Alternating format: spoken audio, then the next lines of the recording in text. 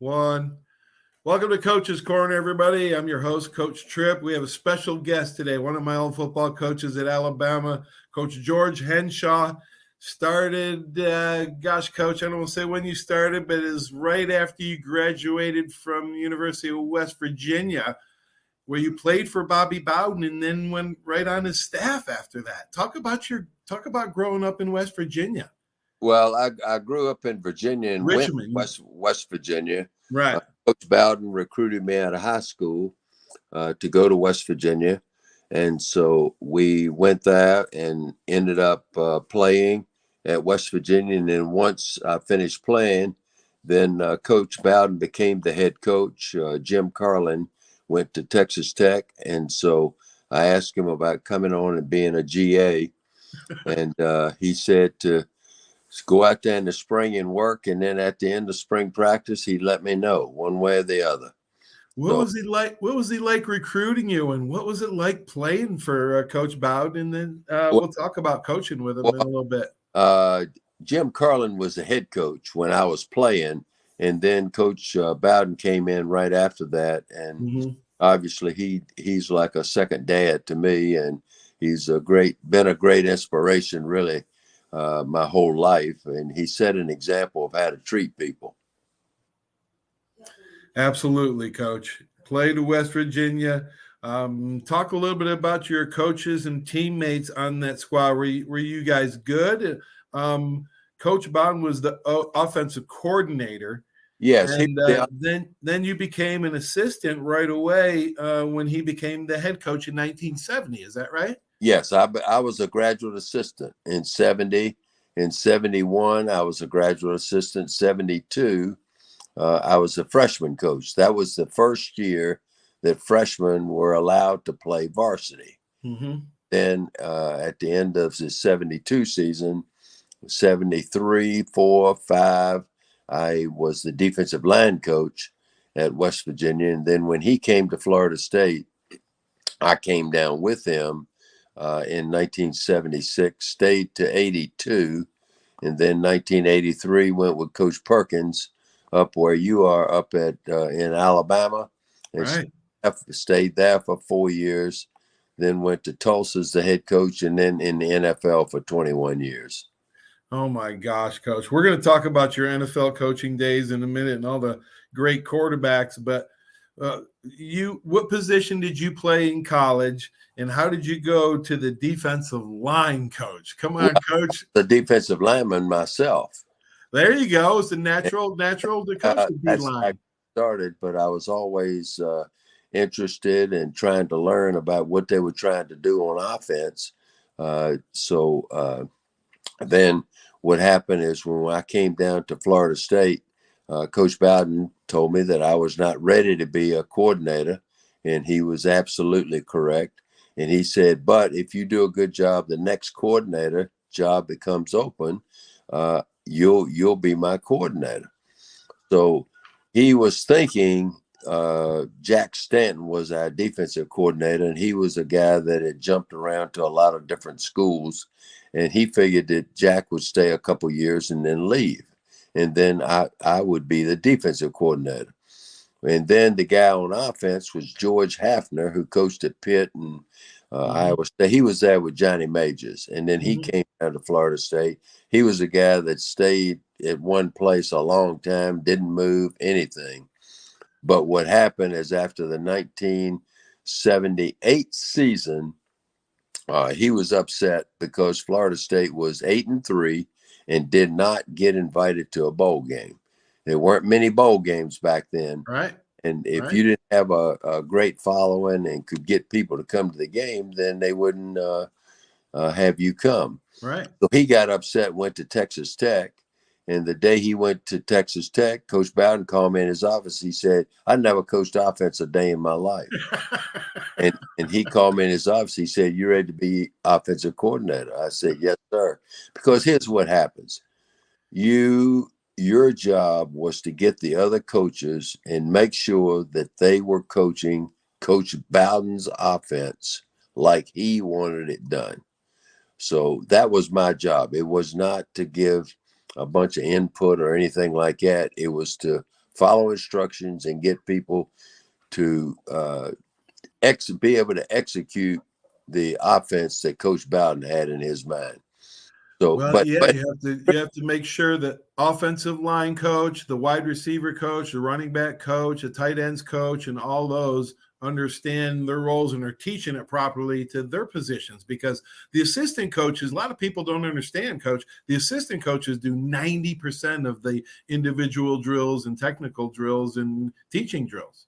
right, that's all correct. And see, what happened is when I went over to offense and became the offensive coordinator, Coach Bowden was highly criticized. This was after the 1978 season for hiring a guy that had never coached offense.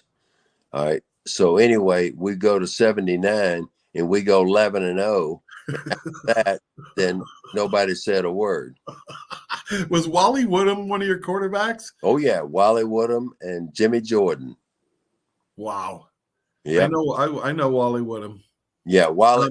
Great guy. Wally, I see him in the gym sometimes now, and I still kid him because, as you know, Wally's not real big, not fast, not strong, doesn't have a great arm, accurate arm, but very smart.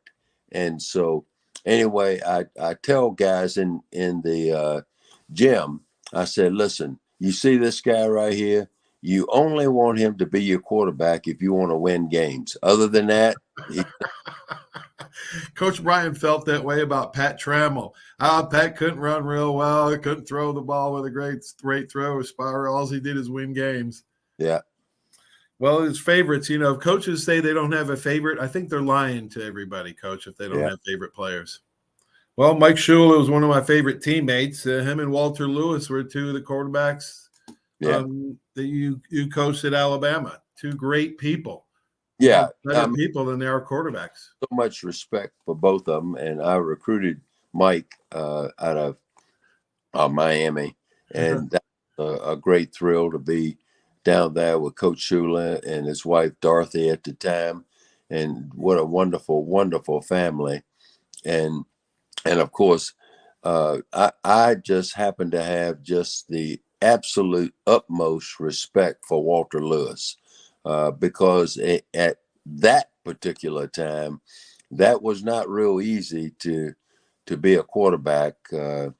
But he was so smart, and I think he graduated in engineering or something. But I remember couldn't come to practice a couple days. And anyway, we have a scrimmage on Saturday. All right. And so Walter Lewis is the quarterback. Ray Perkins says, I tell you what we're going to do. We're going to go ahead and scrimmage. And so we can catch Walter Lewis up. He said, I'm going to make him play all the time, play both teams, be the quarterback. So he went out there. He played like and this is in spring practice now. It's hot out there. You know that. I remember that. I remember. Okay. He goes out there and has 144 plays at quarterback, and obviously never complained a bit. Of course, he was in just unbelievable great shape and just a tremendous human being. He was the toughest son of a gun on offense. I think Rocky Colburn was the toughest son of a gun I've ever seen on defense. Kid from Tate, right here in Pensacola, Florida, Rocky Colburn. Yep. Oh my gosh. Then you had Mike Shula. See, that's another one where Mike, as you know, was a very, very smart guy and could get the ball to people, an accurate quarterback, just like Wally. Wally was an accurate quarterback, and so was Mike Shula. He knew exactly where to go with the ball, and he was a real challenge as a coach, because what happened is you had to be on top of your game plan and everything, because he had watched the film and he knew the opponent now. Well, he's been watching it since he was a little kid. Absolutely. Okay.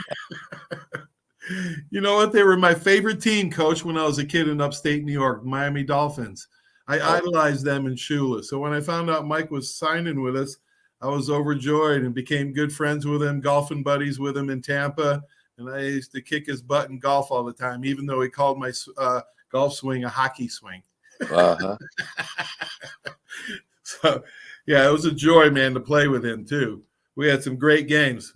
So I know, what was the hottest game you've ever been involved with, Coach? I mean, it was just so, I can remember the hottest and coldest game I ever been involved in. What was the hottest one? As a player, the hottest game that I was ever involved in when we were at West Virginia. See, we played all afternoon games because there were no light, and that's how everyone was. There no lights back then, Nope. or let's say it this way: very few people up there had lights. So you played games Saturday afternoon.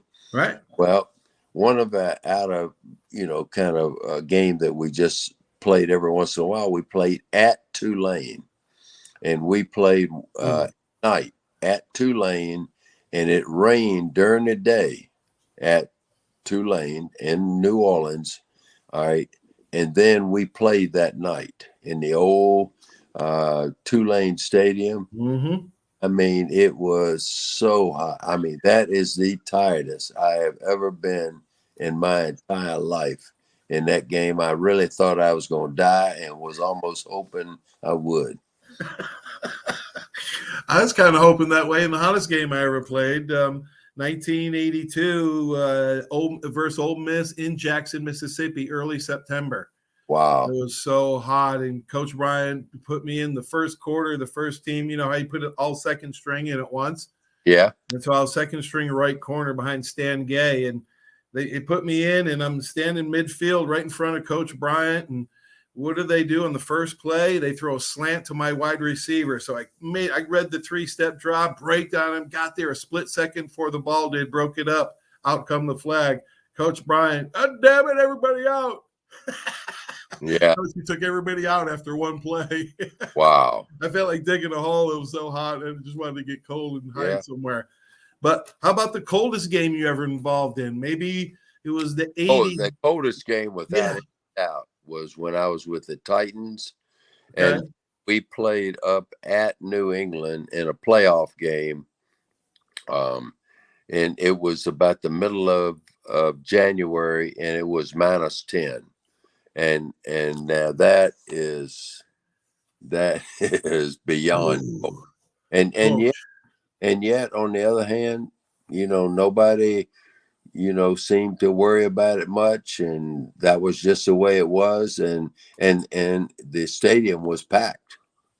Well, pros are a little bit different than college in that respect, because I remember in 1983 against Doug Flutie, Boston College in Foxborough, by the way, when it was so cold, the power went out, and I think it rained, hail, sleet, and snowed. And that's right.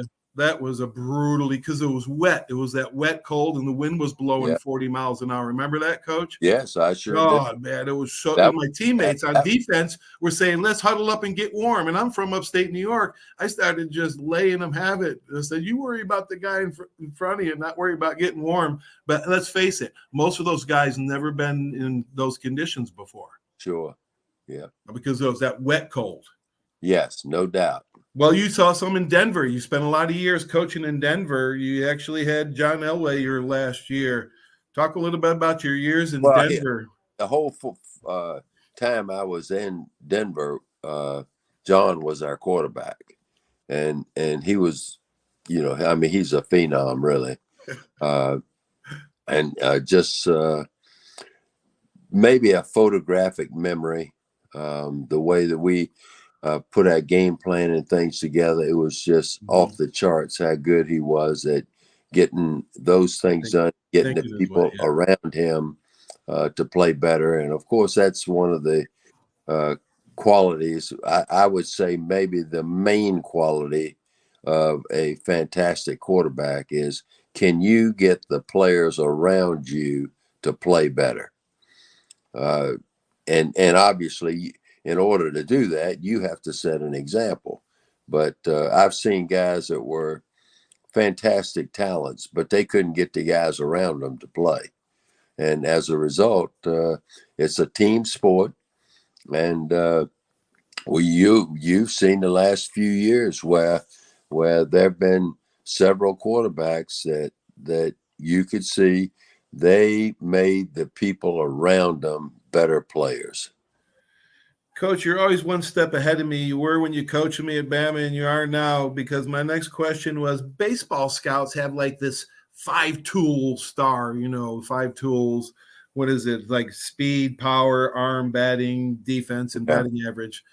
And I think you just named the number one thing about a 5-tool quarterback is getting other players around you better. How do they do that though? Is that like an intangible? Like Steve McNair, maybe he was also your player that you Yeah. coached, and I know you have high regard for him. Was he one of those players? Yes, I was very fortunate because when I was here at Florida State, uh, we had Wally Woodham and Jimmy Jordan. All right, then you go to Alabama and you have a Mike Shula. All right, then you end up in the NFL and you have a John Elway. Then you go to the Giants and you have Phil Simms. Then you go to Tennessee and you have Steve McNair. Oh Then, my, then you go to New Orleans and you have Drew Brees. yeah. Somebody sits there and says, "Well, how do you make it 21 years in the NFL?" I said, "You make it with those quarterbacks, and when you don't have those quarterbacks, then you get fired." And, and really, Paul, if you sit there and look throughout the country, take in college now, all right, almost every coach that gets fired because the quarterback does not produce for whatever reason. If he Right. doesn't produce, the head coach gets fired. Coach, you're a step ahead of me again, man. I don't know how you got my list of questions, but you're just psychic today. 1/3 of NFL teams seem to be looking for a franchise quarterback every year. Talk Yeah. about how hard the position is, because only 10 to 15 guys on the planet Earth can play that position at a high level. Yeah, that's very true. It's a very difficult place to play because not only do you have to perform, but your job is to be able to get what we just talked about. The people around you have to be able to play and play better than what they would normally play without you. And you set a great example to them from a mental and physical point of view, and that's huge. The other things is I think myself now. I know this thing has changed around some, but uh, people are more inclined to these running quarterbacks. I'm not real big on these running quarterbacks because most of them are just good enough to get you beat. They make enough good plays to give you hope, and they don't make plays to end up costing you the game. But and they get hurt. And they get hurt. Right. Yeah. Right. So Yeah, you're right, Coach. Mental and physical point, you get hurt a lot. yeah, what I want, I'm always looking for a guy that's not particularly a strong arm, but a guy that is smart, that can process things, get the ball out of his hands fast, and be an accurate quarterback. And those guys are very, very few of them.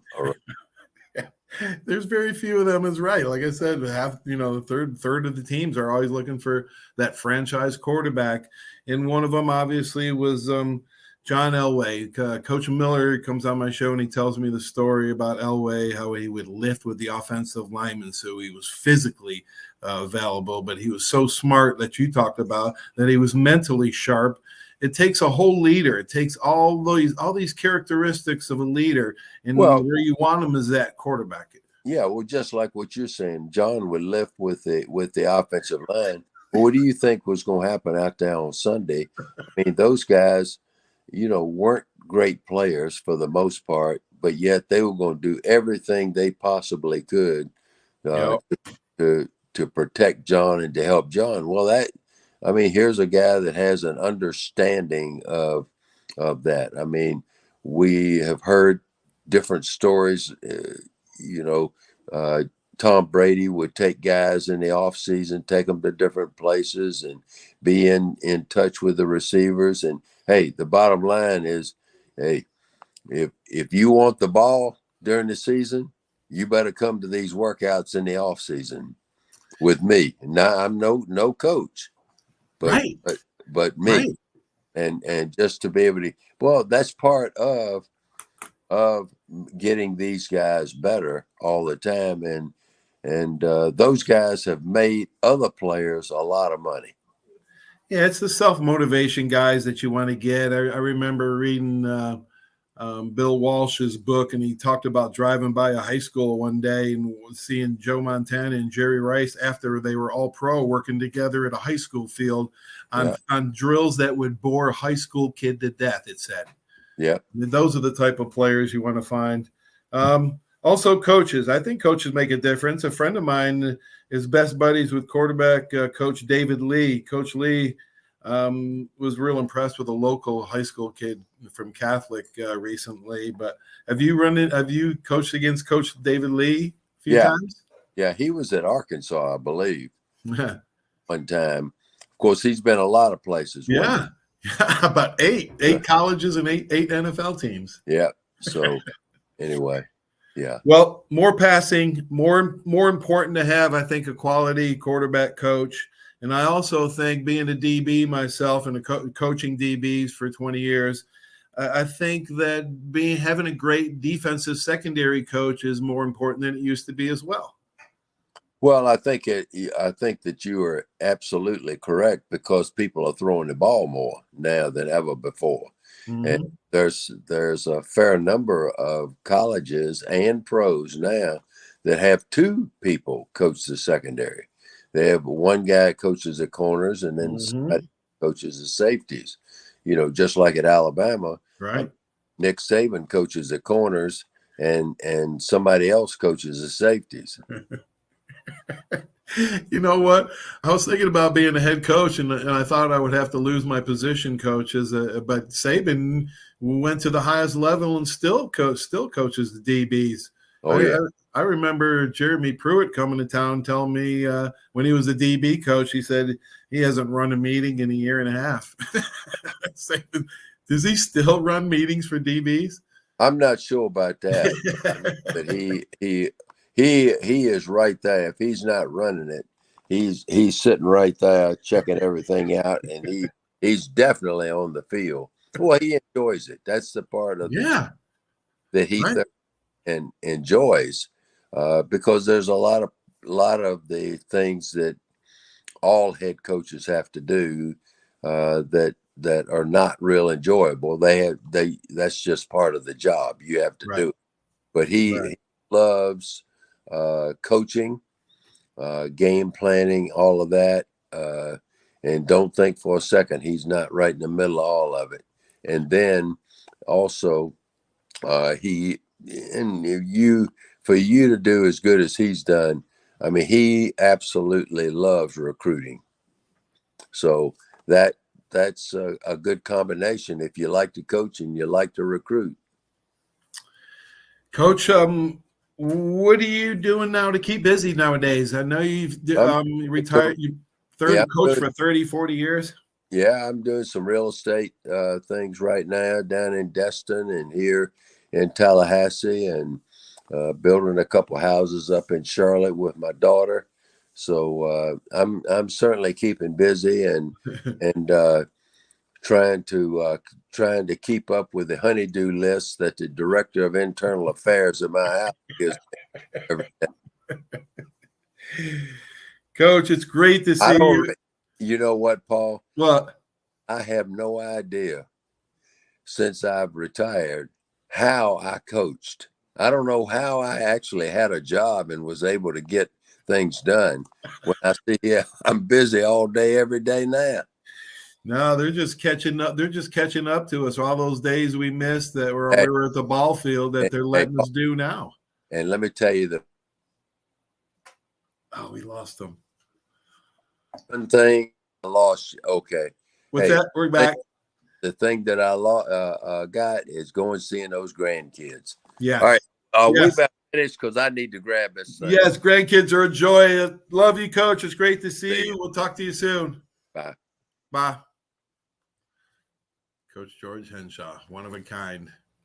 All right, we're going to go to commercial break. Thanks for watching the show. Don't miss these great messages from our sponsors, because without them, this would not be possible. Have a great sports weekend, everybody.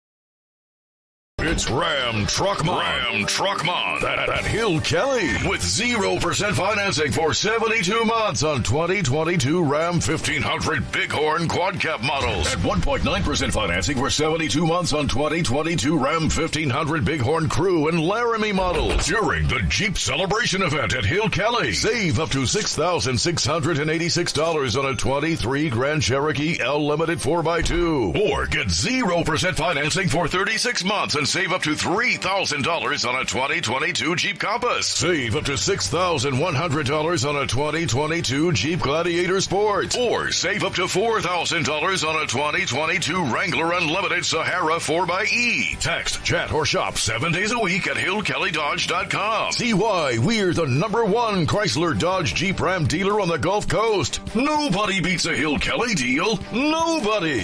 Offers on select models, rebates and financing requirements apply. See dealer for details. My name is Steve Reynolds. I'm the manager and owner of Cordova Lanes, and we help keep your mind out of the gutter. Cordova Lanes is part of the community of Pensacola. Being here for 43 years, we've entertained more people than any other bowling center in the city. We sell fun for a living. Cordova Lanes is located at 2111 Airport Boulevard in Pensacola, behind Cordova Mall. Come on out and see us at Cordova Lanes Bowling Center. Thank you. Arbitrium Consulting for all your fencing, landscaping, pressure washing, tree trimming needs. Call 850-483-0350 for your free estimates. Serving Pensacola, Gulf Breeze, Navarre, Fort Walton, Destin, Perdido, Gulf Shores, Foley, and the entire Gulf Coast. Arbitrium Consulting is owner-operated, fully licensed and insured. Call today, 850-483-0350, the official landscaper of Coach's Corner. Are you riding around in a filthy vehicle? Dirty car no more. Visit Ronnie's Car Wash today to get it shining in no time. They have 3 convenient locations with another coming soon. The unlimited monthly wash packages start as low as $14.95 per month with free vacuums, multi-purpose spray and towels. Visit them in Gulf Breeze, Navarre, Fort Walton, and soon Crestview. Don't wait, wash today. Be sure to see Ronnie's Car Wash on Facebook to see the latest specials and discounts. You'll be riding and shining in no time.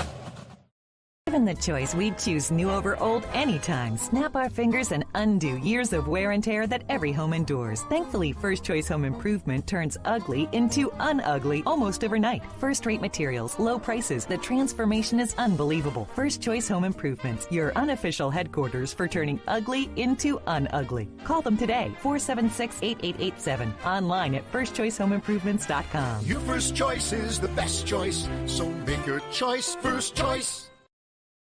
For over 30 years, you have seen the orange Beck signs all over the Gulf Coast listing a property for sale or lease. Beck Partners is your trusted advisor in commercial real estate, property management, commercial and personal insurance. Senior Vice President David Valletto has been with Beck Partners since 1989. Take advantage of his wealth of knowledge by calling him today at 982-7352. 982-7352. Extensive experience in all aspects of leasing, sales, management, and site selection will make sure your expectations are exceeded.